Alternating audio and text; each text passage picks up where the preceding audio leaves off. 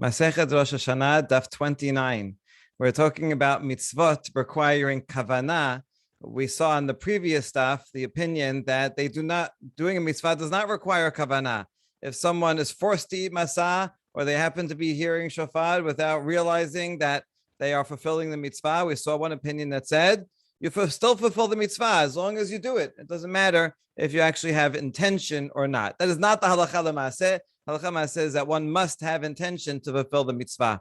And so we're going to continue with that discussion. We're going to actually complete the third chapter and begin the fourth and final chapter of Masechet Rosh Hashanah. So we begin with the statement, Amar Rabbi Zera leShama'eh ikaven utka ali. Rabbi Zera wanted to fulfill the mitzvah of shofar, and so he asked his servant to blow the shofar and have kavanah, have intention to fulfill Rabbi Zera's mitzvah. Good. Alma kasavar mashmiya ba'ai kavanah. From here we can derive that one who is blowing the shofar has to have intention to fulfill the obligation of the listener. Okay, good. And according to that, it would seem to be also mean that the listener has to have intention to fulfill his mitzvah. Okay, so that was a statement of Rabbi Zera. Now we're going to question it from a braita. Metive, haya over achore bet knesset, o sheya beto samuch lebet knesset, v'shama kol shofar o kol megillah, im kiven libo yasa, v'im lav lo yasa, v'chi kiven libo, may have ha'ach la ka mikaven adata dideh. So we're asking a question from our Mishnah. Remember the case? If someone is walking behind the Bet Knesset, or he happens to live right near the Bet Knesset, he opens his window and he's listening and he hears the shofar, or he hears someone reading Megillat Esther. If he had intention to fulfill his own mitzvah, then he fulfilled it. If not, no good. So this shows that you have to have intention. We wondered, like, intention for what? Intention to know that it's a sound of a shofar. Okay, but now we ask, even if the listener has intention to fulfill, how does that help? After all, the person blowing the shofar, he doesn't have in mind someone who lives next door. He doesn't know that you happen to be walking by right at the same time, right? And so he might have intention for someone who's in the room with him, but not for this person walking by. And this would therefore seem to show that the person blowing the shofar does not have to have intention for the listener, and that would contradict what Rabbi Zera said. The answer is no. Since we're talking about the Bet Knesset, notice that it didn't say if you're walking by someone's house, private house, and you happen to hear a shofar. No, Bet Knesset specifically. In the Bet Knesset, it's the Chazan, the Shaliach Sibur is blowing. Whenever a Shaliach Sibur blows, he has everyone in mind, anyone who can hear it. He doesn't have only the three people in front of him or whatever. So therefore, it's a general intention for everybody else. And that explains this. Okay, so now we upheld the opinion that, yes, the person blowing the shofar has to have intention for the person listening. Now, another challenge. Tashema nitkaven shomea velo nitkaven mashmiya. Nitkaven mashmiya velo nitkaven shomea lo yasa. We saw this braita already, that if the listener did not have intention, or if the person blowing does not have intention, in both of those cases, the listener does not fulfill his obligation. Achit kaven shomea umashmiya, both have to have intention. Katani mashmiya. Now this would look like it's actually a proof, but look how the Talmud is going to interpret it as a disproof. Katani mashmiya dumiyad shomea, mashomea shomea le'atzmo, mashmiya mashmiya le'atzmo. Since the baraita is putting back to back and comparing the listener and the blower, so then there means they have the same type of intention. Just like the listener is having intention to fulfill his mitzvah of listening, so to the blower, we can only assume that he has intention to fulfill his own mitzvah, right? As you're blowing, you're also listening. But it doesn't say anywhere here that he has intention to fulfill someone else's mitzvah. And nevertheless, katani lo yasa. In those cases, lo yatsa. And so even if so here, if he has intention, if both the blower and the listener have intention to fulfill their own mitzvot, even if the blower does not have intention to fulfill the other person's mitzvah, it would be okay. And this would be against Rabbi Zera, who said that the blower has to have intention for the listener. And so this is a final proof, and we therefore say this is not compatible with Bizera. However, we don't reject the Bizera because we find this a machloket Tanaim, right? Bizera is an Amora. He cannot contradict the Tana, but if there's another Tana that has the other opinion, he could say, I follow that one. And that's in fact what happens here. Tana'ehi de Tanya Shomeya le'atzmo umashmiya lefi darko. The first opinion, which is Tanakama, says the listener has to have intention for himself, and the one blowing also has intention for himself, the regular intention. He doesn't have to have intention for someone else. And so this is actually, it could be very relevant. If I happen to be blowing for myself and you were in another room and I didn't even know you were there, but you heard it, that's okay. I don't have to have you in mind. It could apply to other cases like we're going to talk about later, Kiddush or Havdalah. Amar Biyoseh, Bameh Mamorim b'shaliach sibur, aval b'yachid lo yasa ad shitkaven shomeya umashmiya. But Rabbi Yosef disagrees. He says that's only true for Shaliach Sibur. A Shaliach Sibur has automatic implied intention for everyone that's listening.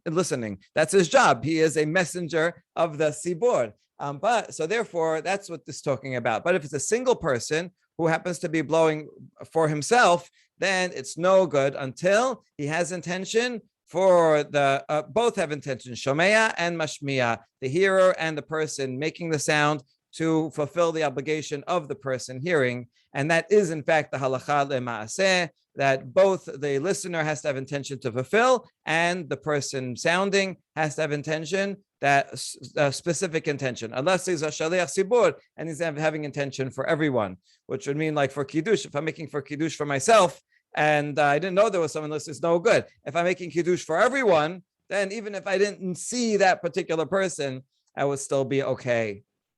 Excellent. Next Mishnah. This is a very famous Mishnah, and it seems to have nothing to do with shofar. Why is it even here? Okay, I'm going to try to address that. But this is from the Pasuk when Bnei Israel are fighting Amalek, and Moshe is holding his hands up and he gets tired, right? And they have to hold it up. Aaron and Hur have to hold it up for him. And so we have a question. Only when he held his hands up, then they would win. And then if he got tired and put his hands down, Bnei Israel would lose the war against Amalek. Here's the question. What does Moshe have some kind of magic hands that just by doing this, it wins the war, right?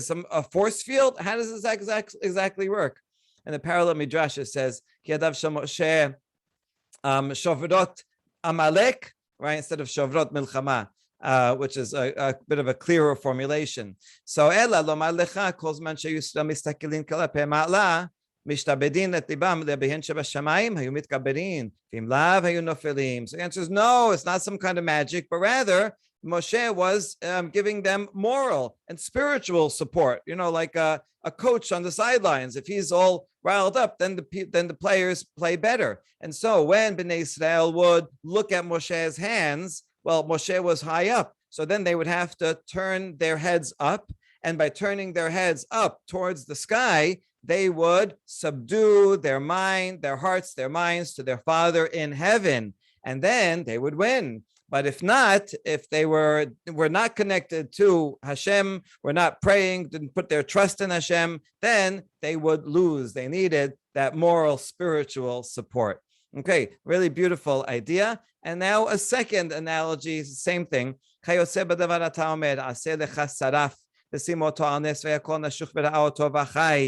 a later story when Bnei Israel were complaining in the desert. And because of their complaints, Hashem sent these serpents that were biting them and people were dying from them.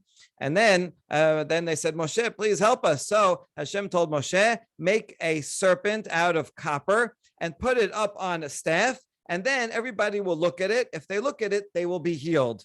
Now, this one really sounds like it's some kind of sympathetic magic, some homeopathic medicine. So what does this do? And in fact, that's actually the way a lot of people thought about it. We know from archaeology that there were bronze serpents that we found that were seen as idols. This very one that Moshe made, eventually in the time of Chizkiah had to destroy it because Bnei Israel were treating it like idolatry. Also, till today, the symbol for medical practice, right, are snakes intertwined. It probably comes from this story. So it does look like this is some kind of strange idolatry. How could this be? Rather, this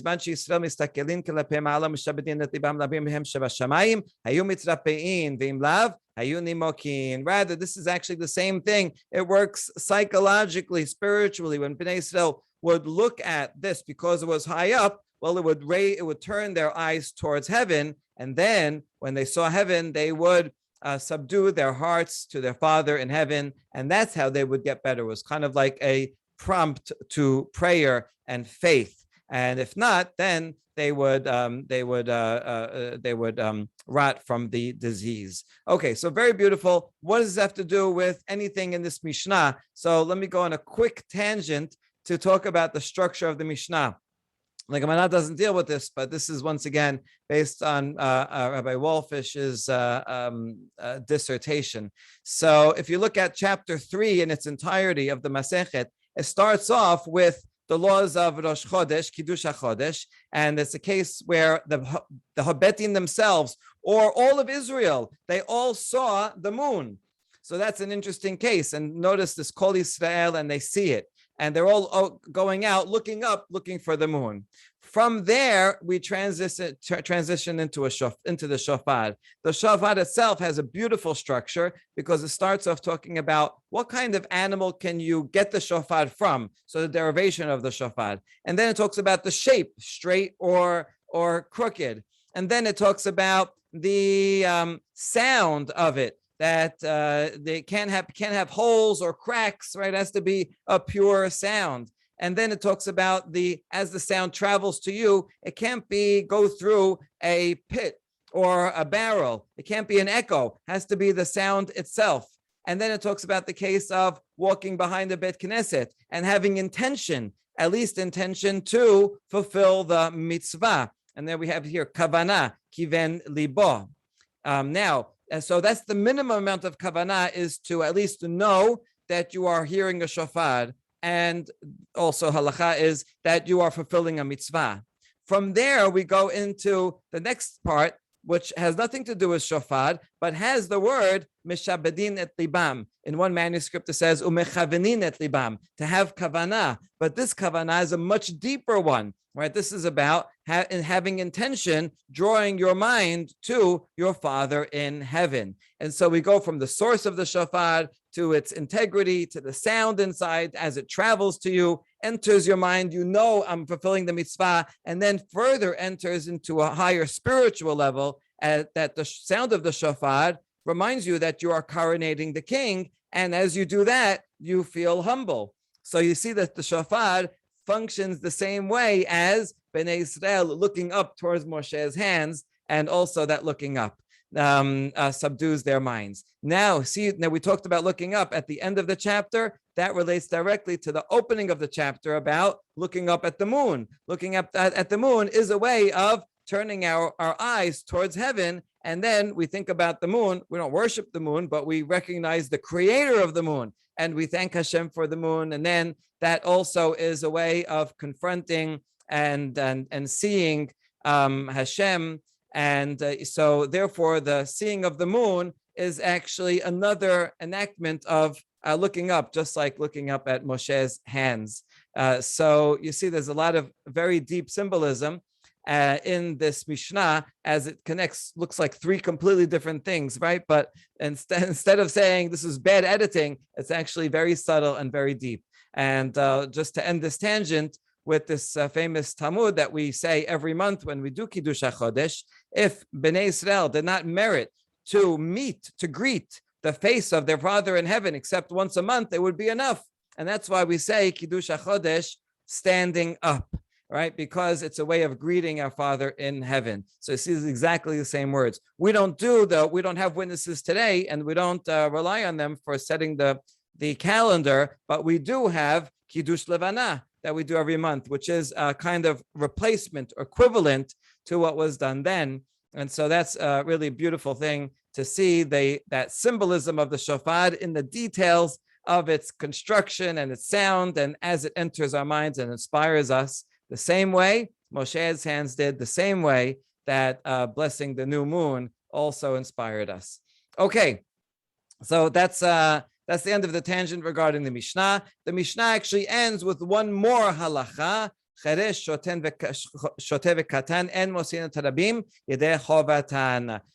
Someone who's deaf or not sane or a minor, they do not have an obligation to fulfill the mitzvah of shofar. Since they don't have an obligation to hear the shofar, they also can't blow it for others, because you have to, we have a concept of Kol Yisrael Arevin Ze Lazer, we're all interconnected. So I can blow it for someone else who is also obligated, but the person blowing it has to be obligated, and they are not. And that's the general rule. Anyone who's not obligated himself cannot fulfill the obligation for others. And notice the word rabim is constant, is another constant theme. We started with all Israel saw it, and then all Israel are listening. All Israel are looking at Moshe's hands. This is the collective aspect of Rosh Hashana. Excellent. Now, Tanura Banan, the Gemara is going to expand on this last part of who is obligated to hear the shofar. Hakol chayavin b'tkiyat shofar. Kohanim ulviyim v'Yisraelim gerim v'abadim meshuchrarim v'tumtum v'androginos mishechasyo v'chesyo ben chorin. Okay, so starts with seemingly obvious. Kohanim livim Yisraelim. I mean, that's regular people, right? The Gemara will ask why we even have to mention them. But also a convert or a Canaanite slave who received Brit Milah and then was freed, actually it becomes a convert. So it's another type of convert. So obviously someone who converts to Judaism has the obligation. Also, tumtum androginos. These are the non-binaries from ancient times. This is, so tumtum is someone who is born without any clear genitalia. Either it's covered or underdeveloped, and we can't tell if they are male or female. Androgynous is someone who is born with both. It's also a birth defect, who's born with both male and female. And so we don't know how to categorize them legally. Are they male or female? If it's a male, then they would not be obligated. Women are not obligated because it's a time-bound positive mitzvah. So I know this is a chidush when people hear that, because the women all love to come to Bet Knesset to hear shofar, and they should. But technically, they're not obligated to. They fulfill a mitzvah if they hear it, but they don't have to. And so therefore, since this tumtum, they may be male, they may be female. In case they're male, they need to hear it. And finally, someone who is half slave and half free. How could you be half slave and half free? What, your right half and your left half? It's talking about a case where there's shared ownership. Two people are partners and they buy a slave together. One of the owners sets his slave free. And so now he's half free, half slave. As a slave, he doesn't have to, because a Canaanite slave who's owned by a Jew has the same obligations to mitzvot as a woman does, and so therefore does not have to. But the free half does have to, so therefore the free half has to go and listen to the shofar. Okay, now tumtum eno, the Baraita continues. Tumtum eno mosilo et mino velo et she'eno mino. Androginos mosi et mino avalo et she'eno mino. Tumtum, who has unidentifiable or underdeveloped genitalia, he cannot fulfill the obligation for anybody else. Not even another tumtum. Now you'd say, why not? Well, the reason is because it's covered or undetermined, underdeveloped. So one tumtum might actually be a male, and the other tumtum may actually be a female. So they couldn't test the chromosomes back then. And so since the one blowing might be a female, and then the one listening might be a male. So they are in fact one or the other. They're not actually non-binary, but we don't know which one it is. So they cannot fulfill their obligation for another tumtum, and also not for someone who is not of their kind, meaning for a man. So they're stuck. However, an androgynous person, the safek is not in their biology, but rather in the legal category. We know they have both male and female aspects, but does the halacha treat them? Are they categorized as male or female? So we don't know that. But whatever one is, the other one also is. They're the same. And therefore, they can fulfill the obligation for each other. One androgynous person can blow the shofar for another. because either they're both male and then that's fine, or they're both female and they both don't have to, and doesn't matter. But they cannot, the androgynous person cannot blow the shofar for a male who is fully obligated. And someone who's half-half, someone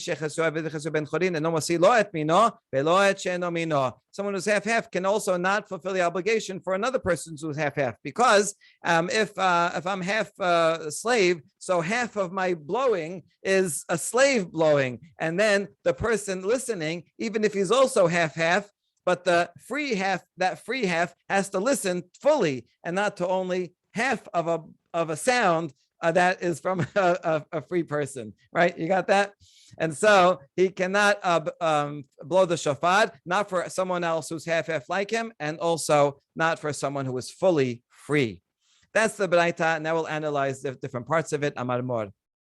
Hakol chayavin b'tkiyat shofar. Kohanim, Levim, v'Yisraelim. Pishita. Obviously, you have to tell me Kohanim, Levim, Yisrael are chayavim. Ihani la mechayaveh, man mechayaveh. If they're not obligated, who's obligated? That's the main categories.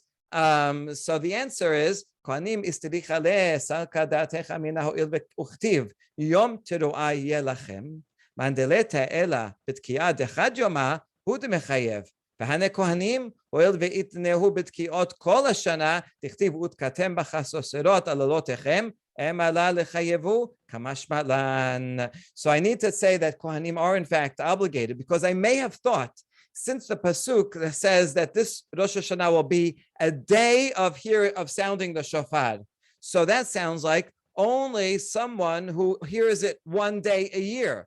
So that's only someone who will hear the shofar only one day, obligated to hear only one day. But Kohanim, they have another obligation, because anytime you bring a korban olah, you have to blow the trumpets, and that's every day they bring a korban olah and shelamim. Every olah shelamim, you're going to blow shofar. So Kohanim are obligated to blow the shofar every single day of the year. So since they're obligated anyway every day of the year, I might have thought that they are exempt from hearing it on Rosh Hashanah, because that's only for people that it's a yom, only the one day. And so maybe Kohanim would be not obligated. That's why the Braita has to come and say, Kamash Malan, yes, Kohanim also, they have to hear every day, and on Rosh Hashanah, they specifically have to hear the shofar. We reject this, because we say, Mida mehatam chasosrot v'hacha shofar. The obligation every day is to hear trumpets. On Rosh Hashanah is to hear a shofar. So one has nothing to do with the other. So rather, we need it for a different reason. And here we're going to show that we need it for both Kohanim and Leviyim. Shaveh hayovel Rosh Hashanah l'tkiya v'librachot. Ma'andite b'mitzvat hayovel, ite mitzvat Rosh Hashanah. V'ane Kohanim, ho'il ve'letnu b'mitzvat hayovel, ditnan. So we might have thought, since the Mishnah compared Yovel and Rosh Hashanah, that we use the same type of shofar and the same prayers on Yovel when we announce the Yovel on Yom Kippur every 50 years. It's similar to Rosh Hashanah.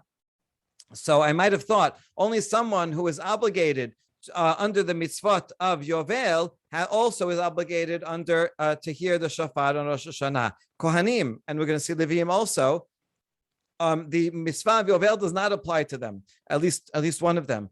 Which one? Ditnan Kohanim ulvim mochrin leolam vegoalin leolam. Ema b'mitzvah de Rosh Hashanah la lechayevu kamash matlan. Okay, let's start with the background here. A regular Yisrael who sells a field, the field goes back to the owner during the Yovel. However, if a regular Yisrael consecrates a field to the Bet HaMikdash, and then they sell it to a Kohen, he cannot get it back. It doesn't go back. He can't redeem it, and in the Yovel, it doesn't go back. That's true for Yisrael. For Kohanim and Leviyim, even if they sell their field, they can redeem it forever. It goes back to them, even after Yovel. And so you see the law of Yovel does not apply to Kohanim and Leviyim. So I might have thought, since it doesn't apply to them, so also the parallel Rosh Hashanah does not apply to them, and they don't have to hear shofar. And that's what this Braita came to add. Yes, Kohanim and Leviyim also, they do have to hear shofar. Okay, so we're reading a lot into these couple of words, but we get to learn about differences between Kohanim and Leviyim. Now, we already said in the Braita that someone who's half free and half slave, cannot blow shofar, not even for another half free and half slave. But how about for himself? Rav Huna says yes, he can blow shofar for himself. But we question this. This doesn't make sense. Right? He says, how come a half free, half slave can't blow for another half person? Because the slave half of the person blowing will not fulfill the obligation for the free half of the person listening. Well, in that case, his own, if the person's blowing for himself, his slave half will not be able to fulfill the obligation for his free half, right? And so it has to be a full sound. So he cannot even blow the shofar for himself. So what is he going to do? Well, he'll go to Bet Knesset and he'll hear it from the Shaliach Sibur, and that's the only way he can fulfill it. Isn't that cool? Okay. Ela Amar Rav Nachman Afla Atzmo Eno Mosi. So now we change. You're right. So he argues and says no to Rav Huna. He cannot fulfill his own obligation, and we have a braita that proves it. Tanyana Mehachi Meshich Hasu Evet Chos Ben Chorin Afla Atzmo Eno Motzi. Okay, and another braita. Taneh Ahava Bered Rebi Zera. Okay, now we're going into a new subject regarding. It's still the same subject, fulfilling someone else's obligations, but now as it applies to berachot, not shofar. Kol berachot kulan, afapishe yasa mosi. Any beracha, we're going to see not any beracha, but let's say a beracha for a mitzvah, like for a shofar, right? Even though, or for to sit in a sukkah. Let's say I already went in the sukkah and I said the beracha and I sat down in the meeting. Someone else comes and they don't know how to say a beracha. So I say a beracha for them. That's okay. Even though I fulfilled my obligation already, I can still say that beracha again for that person to have them in mind. We have a principle, shomea ke'oneh. Someone who is listening, it's as if they said it.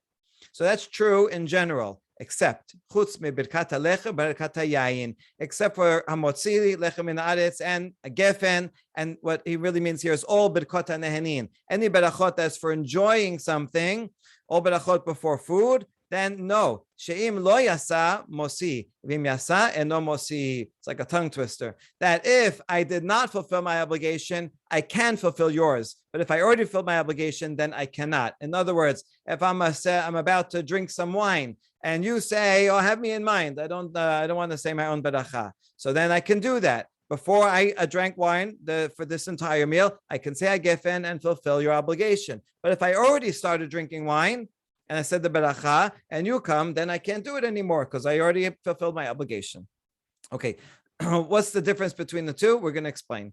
Barava asked, ברכת הלחם של מסע, ברכת היין של קידוש היום, מהו? כיוון דחובה הוא מפיק, או דילמה ברכה לאו חובה היא. This question is, what about if you have something that's a mitzvah and ברכות הנהנים together? Let's say you're saying ברכת המזון, המוציא לכם מן הארץ, on Pesach, where you're going to be eating matzah on the first night, where it's a mitzvah to eat it. So in that case, is that the same as regular Birkat HaNehenin, where I would say no? Or is it like a Birkat HaMitzvah, where I would say yes? Or blessing on wine for Kiddush? What would be the case there? Since it's an obligation, so yes, I do fulfill the other person's obligation, even if I fulfilled mine already. Or maybe no, the Beracha is not an essential part of the obligation. The obligation is to say Kiddush or to eat Masah. Now, it happens to be that I need to say hamotzi before I eat the bread, but the beracha is not the essential part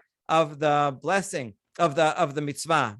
And we answer Tashema, the Madav Asher, ki avinan be'erav papi hava mekadesh lan, bechiavat ate arise medabra hava mekadesh lehu. The proof that the answer to this is yes, you can.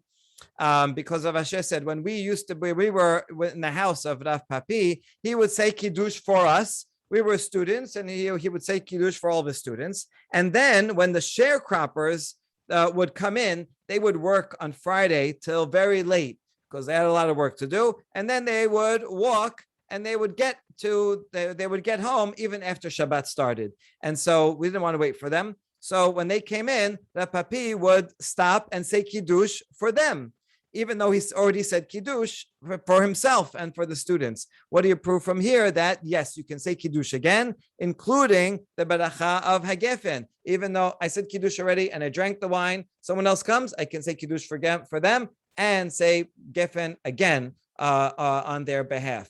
Okay, so the idea here is that there's a difference between a mitzvah and just birkat nehenin. When we talk about a mitzvah, if I'm obligated, then I can do something to fulfill your obligation. And even if I fulfilled my obligation already, right? I blew shofar already. Doesn't matter. I could do it again for you. So therefore, I can also say the beracha for shofar again on your behalf. I said it. So theoretically, a person could say the beracha for shofar 10 times. Sometimes you go from house to house for people that couldn't make it to shul and they don't know how to say a beracha.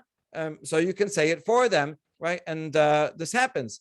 So that is for a mitzvah. But for nehenin, if I'm just enjoying something, I ate an apple, I said ha'etz, so I can have you in mind if I'm also eating. But if I'm not eating an apple and you're eating, or if I already said it, then I'm just saying that's not the same, right? It's not a mitzvah that we all are joined in together. You have to appreciate it on your own. You can answer amen, but I can't just say it without actually eating once again. And so that is the halacha l'maaseh. Let's just finish and then I'll take questions. Tenora banan. Lo yifros adam perusa le'orchin ela im ken ochel imahen. Here's a braita that supports the conclusions that we've had before. So it says you should not break bread and for guests and say a beracha unless you're eating with them. Now, if you have guests come and you say, I want to share my bread, right? Baal habayit posea. The host really should give the bread out because he can be generous with it. And so he's not in the mood to eat. So he's just going to break the seha motzi and give them all bread and not eat himself. We're talking about during the week, a regular weekday. No, you should not do that because there's no mitzvah involved in it. The one case where it is allowed is for his sons, his family to teach them. So this is important. You have a child and you want to teach the child how to make a beracha, right? So he's about to eat an apple. So you're allowed to say the beracha. You say Baruch, you say the whole thing, even though you're not eating the apple, because you want to teach him how to say it. Okay, that's a different story. So you're allowed to say it. But otherwise, if you're not eating yourself, you can't say it. That's talking about a regular birkat nehenin. Here's two more examples of mitzvot. You're going to say halel, and maybe you said halel already, but now not everybody knows how to read. I want to say halel on on a holiday. I'm going to say with the beracha and all halel, say it again for you. Or reading Megillah. This also happens all the time. I heard Megillah, but I'm going to my grandmother who couldn't make it to Bet Knesset. She doesn't know how to say the beracha. I say the beracha for her and fulfill her obligation as well. Not for shofar, that depends, right? Generally, Sephardi, Rabbi Avad Yosef does not say that women can say a beracha. Therefore, if I'm blowing for a man, if a man's blowing for a woman to hear shofar, he can blow it, but he can't say the beracha for her.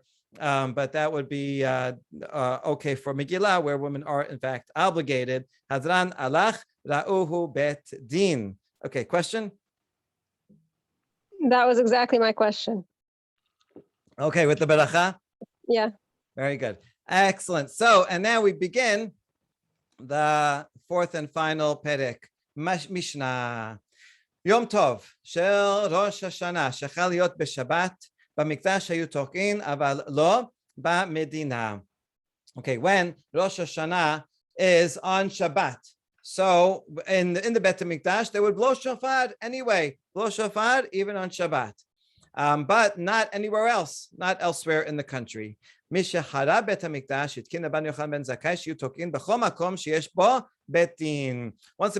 was destroyed, so then the Rabban Yochanan ben Zakkai, he was the great rabbinic leader of that generation, he was afraid that now no one's going to blow shofar at all on Shabbat, that is Rosh Hashanah. This is no good. So to remember the Bet HaMikdash, to have some continuity, That's what he was. He was really a visionary to say we have to survive. We can't just give up without a Bet Hamikdash. We have to wait to make. We need a way to make sure that halacha will be able to continue without it. And so he said any place that has a Bet Din, just like in the times of the Bet Hamikdash, there was the Sanhedrin was sat in the Azara in the Bet Hamikdash. So to any place that has a Bet Din, that keeps that some of that holiness of the Bet Hamikdash, and you blow shofar even on Shabbat. Amar Rabbi Elazar lo itkin Rabbi Yochanan Zakai ela beyavne bilvad. Rabbi Elazar disagrees with Tanakama. Says that's not. He didn't say any place that has a court. He said only Yavne. Yavne was a special city. That's right. Remember, Rabbi Yochanan Zakai, he himself asked Vespasian for a new home for the sages. Ten li Yavne v'chachameha. And Yavne is where they transferred the Sanhedrin, the great court. So Yavne is very special, but not any other Bet Din. Whereas Tanakama said, no, it sounds like any Bet Din. Maybe, I don't know how many, of 3, of 23, but something. Amru lo, echad Yavne ve'echad kol makom sheyesh bo Bet Din. But they told Rabbi Elazar, no, not only Yavne, any place that has a Bet Din would be good. So, according to the simple reading of the Mishnah, this Amru Lo is the same as Tanakama.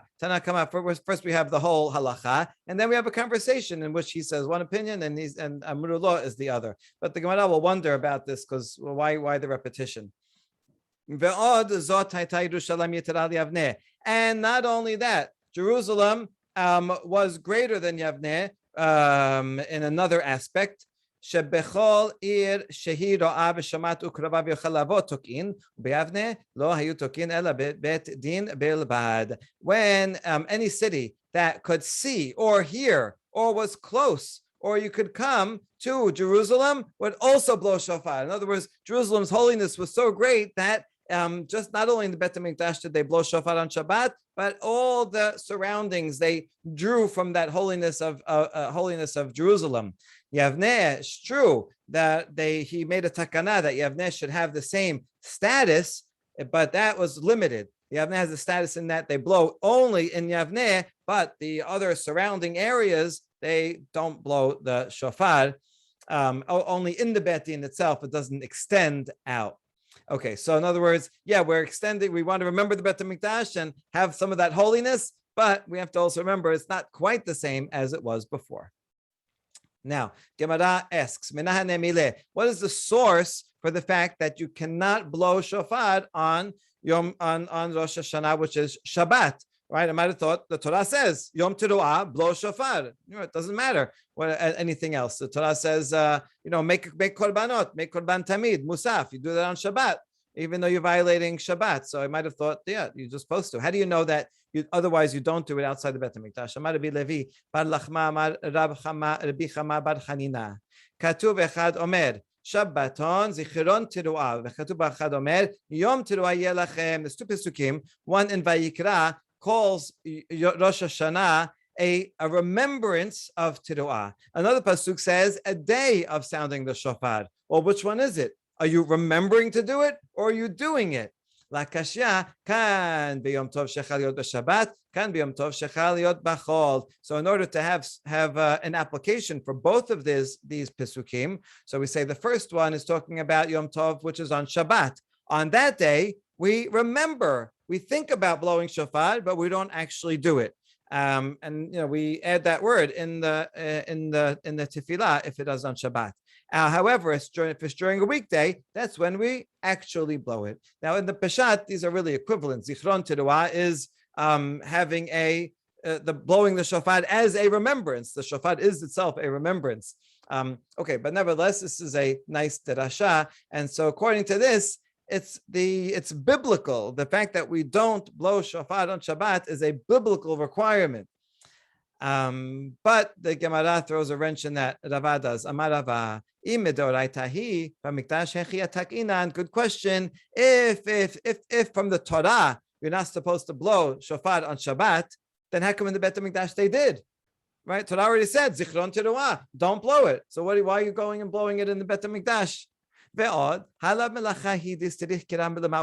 Furthermore, what's the problem of blowing shofar? It's not one of the 39 melachot. It's not one of them is not to blow. You can't blow a shofar or make sound. Rather, we'll see what it is. Here we'll see right now. The Tana debe Shemuel kol melechat avodah lo tasu yasta tikiyat shofar u'riyat tapat she chochma ve'ena melacha. So the pasuk says, "Don't do any melacha," but this excludes blowing shofar and removal of bread. The way that they would make pita bread back then is they made this. They had this oven, and they would take dough and stick it on the side of the oven. So you can't do that on Shabbat. You have to do that before. But then once it was cooked, you could just take it off. So what's the problem with taking it off? You're just taking, it's like taking something out of the oven that was already cooked. So this is not a full-fledged melacha, but it's called a chokhmah. This requires, it's a skilled labor that you have to know how to do, and it's not appropriate to do that on Shabbat. It's not in the spirit and not okay to do. So therefore, the point for us is that since blowing the shofar is in any case not a prohibition midoraita, how could you expect there to be a pasuk that would tell you don't blow shofar on Shabbat? The Torah can't exempt you from something that was only prohibited midrabanan, right? The Torah doesn't know that it was going to be prohibited darabanan one day, and so therefore the pasuk cannot possibly be there to exempt such a thing. So that's our double question. You don't need to exempt it, and if it is exempted, they shouldn't have done it in the Bet HaMikdash. So we need a new reason. Ela amarava. Midoraita mishra shareh. רבנן הוא דגזור כדרבא דאמר הכל חייבים בתקיעת שופר ואין הכל בקיאים בתקיעת שופר גזירה שמא ייתלנו בידו וילך אצל הפקיד ללמוד ויעבירנו 400 ברשות הרבים. So therefore mid'oraita you are allowed to blow shofar on Rosh Hashana. And so really, we should be blowing shofar. And that's why in the Bet HaMikdash, they did. There's no problem in Bet HaMikdash. However, the rabbis made a gezerah, like Rabbah. That's Ravah's teacher, Rabbah. Because he said, everyone has to hear the shofar, but not everybody knows how to blow shofar very well. So what are they going to do? We're worried. A person will say, oh, it's Rosh Hashanah, I have to blow shofar. How do you do it again? I forgot how to do it. And you're going to take your shofar on Shabbat and carry it to the expert to say, can you teach me again how to blow the shofar? And he'll be carrying it in the Reshut Rabim if they don't have an eruv. And therefore, you can't violate carrying just to learn how to do it. So therefore, the rabbis came and said, don't blow shofar at all so that you won't violate carrying. But that's in fact the reason. And it's a gezerah, but in the Bet HaMikdash it doesn't apply. In Shvut Bet HaMikdash, the Rabbanans don't apply. In Bet HaMikdash, the Betin's there, the Kohanim are zirizin, they'll make sure not to carry it, they know what they're doing. But everywhere else, we have to worry about it. And the same is true for lulav. Really, lulav, you're supposed to shake it on Shabbat too. The problem is, someone will say, oh, how do I shake it? Which way? How do I do it? And they're going to go and carry it. Or Megillat Esther. Should Purim fall out on Shabbat, which can happen to us here, but can happen in Jerusalem, then you cannot read the Megillah because someone's going to go to the expert. How do I sing? How do I read this word again? And thereby carry. So that's why all these things we do not do on Shabbat. Okay. In fact, probably the original reason is, in fact, like we said before here, is the earlier reason, but the Bavli, Talmud Bavli, as we saw it often does, is it adds an extra reason as a gezerah. All right, and now we get to one of my favorite stories. Mishachare Bet HaMikdash hitkin Rabban Yochanan ben Zakkai teno Rabbanan. Pam achat chal Rosh Hashanah liot b'Shabbat. We're going to now get the backstory behind the Mishnah, and we see there's some politics. I know it's surprising to think that there were politics involved in halacha in ancient times, but here we could not feel bad when we see it today because it was always like this. So here's what happened: in the Bet HaMikdash, they would blow the shofar on Shabbat. The first year after the Bet HaMikdash was destroyed, or at least the first year when Rosh Hashanah fell out on Shabbat, it happened that one year, right after the Bet HaMikdash soon after the Bet HaMikdash was destroyed, Rosh Hashanah was on Shabbat, and now everybody was gathering at the Sanhedrin in Yavneh because they wanted to hear the shofar even though it was Shabbat. And so the people on their own were kind of expecting that it was dependent on the Sanhedrin that they should do it. So So Bnei Betera, they were the family that was in charge of keeping the rituals correctly in the Bet HaMikdash. They're like the ritual committee. They're the elders that said, oh, this is the way we used to do it. I remember, 100 years ago. So they always kept the tradition. And now Rabbi Yochanan ben Zakkai said to them, look, all the people are coming. They want to hear shofar. Come on, let's blow shofar. It's right before Rosh Hashana. And they did not agree. Amar lo nadun. They said, no, we have to have a committee meeting. We have to get together. We have to look at the sources. I don't know. Maybe we can do it. We can't do it. It's a problem. It's a change. They used to. So they said no. Amar lehen, Rabbi Yochanan ben Zakkai told them something smart. He says, Nitka ba'achar kach nadun. He says, listen, Rosh Hashanah is coming. We don't have time to sit and deliberate properly for it. So you're right. This year, let's just blow shofar. Everybody's here to listen to it. And then afterwards, we'll have a long time. We'll spend all year and we will meet and discuss the matter. So they agreed. So that year, they blew the shofar in Yavneh. And then Rosh Hashanah is over. Bnei Betera came and said, okay, let's have a meeting. We have to discuss it. Says, no, we don't have to meet. Look, we have a precedent. We already blew the shofar in Yavneh, and now you can't change it after we have a precedent. And so that's how he snuck in this law against the ritual committee who did not want to change it. Okay, so fantastic story. And you can derive from it whatever lessons you think is appropriate. Amar Rabbi Elazar, lo hitzkin Rabban Yochanan ben Zakkai ela beyavneh bilvad.